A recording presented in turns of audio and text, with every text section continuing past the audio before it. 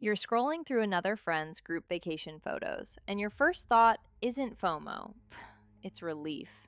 Relief that you don't have to be on for 3 straight days. Relief that your weekend is still yours. And then, immediately after that relief, comes the question: what's wrong with me that I prefer being alone?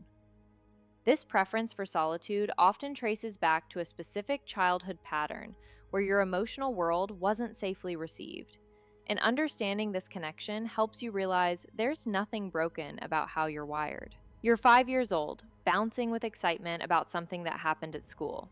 Maybe you found a cool bug, or your friend said something funny, or you figured out a puzzle. You rush to share this feeling with your parent.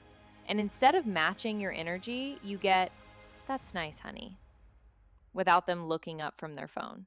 Or maybe you're upset about something small but huge in your world, and the response is, "You're being too sensitive," or "There's nothing to cry about." Research on emotional attunement shows that children who experience consistent validation from caregivers develop more accurate emotional recognition than those who receive less frequent validation. But for many people who prefer solitude, the opposite pattern emerged. Your emotional world wasn't dismissed maliciously. Your caregivers weren't bad people. They were often overwhelmed, distracted, or simply operating from their own childhood template, where emotions weren't safely received either. This creates what psychologists call emotional invalidation. Not the dramatic kind you see in movies, but the subtle daily pattern where your internal experience doesn't find a safe landing place. When you're excited and get a flat response, when you're sad and get rushed toward feeling better, when you're angry and get told you shouldn't feel that way, you learn something crucial. Your emotional world is too much, too intense, too complicated for others to handle comfortably. So you adapt. You start processing those big feelings internally first, testing them out in the safety of your own mind before deciding if they're worth sharing. Children who don't experience consistent attunement have difficulty forming healthy attachments and often become more emotionally self reliant. You develop a rich inner world because it's the one place your emotions can exist without being managed, minimized, or misunderstood. This isn't neglect or trauma. It's something much more common and much more subtle.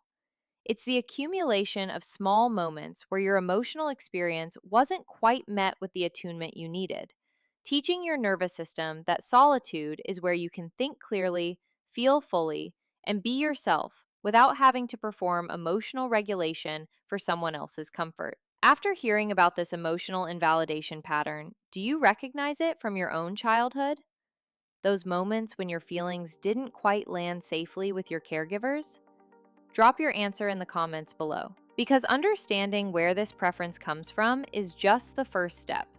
There's actually something powerful happening in your brain when you choose solitude over social situations. When you couldn't count on external validation to help you make sense of your emotions, your brain built incredibly sophisticated internal processing systems. You learn to sit with uncertainty, to think through problems from multiple angles, and to trust your own judgment because you had to. This is cognitive independence, the ability to work through your own emotional world without needing someone else to validate it at every step. About 30% of the population are highly sensitive people. Recent research reveals something important.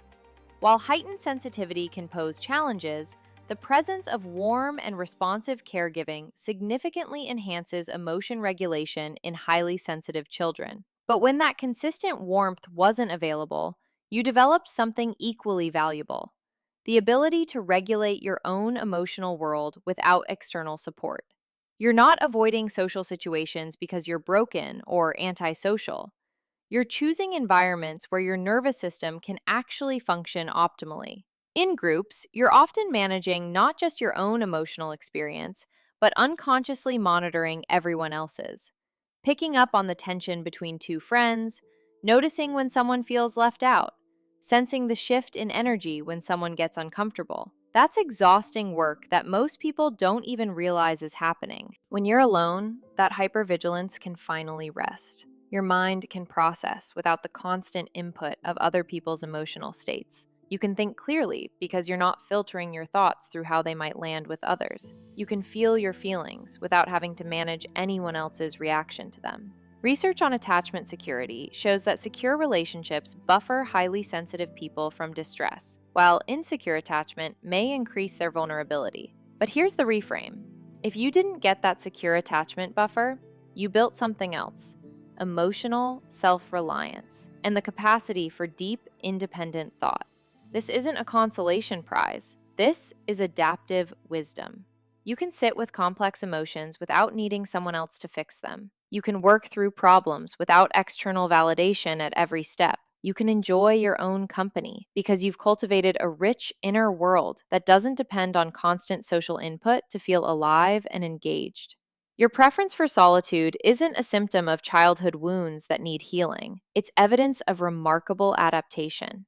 You learned to create internal safety when external safety wasn't consistent, and that skill serves you every single day.